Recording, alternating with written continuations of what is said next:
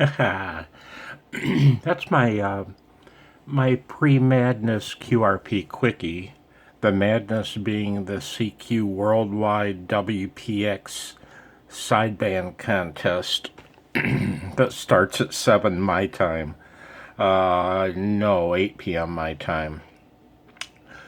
Probably the world's busiest contest, I would think. And if not, it's only second behind the CQ Worldwide Sideband DX contest that just happened.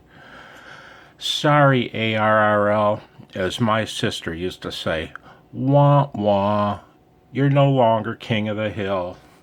CQ contests are way better than yours, ARRL. Hang on. God, my videos suck. They suck the most.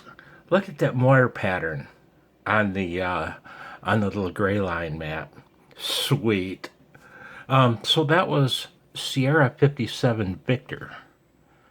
His name, at least according to my logger, is Milan.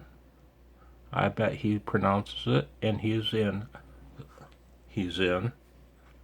Look at that pattern, man. God. I love doing this shit. Yeah. Yeah. That's him. That's where he is. And, yeah. God. Yeah. God, this video sucks. This is the sucky QRP Quickie video of the day. By the way, he was 4,539 miles away. 73.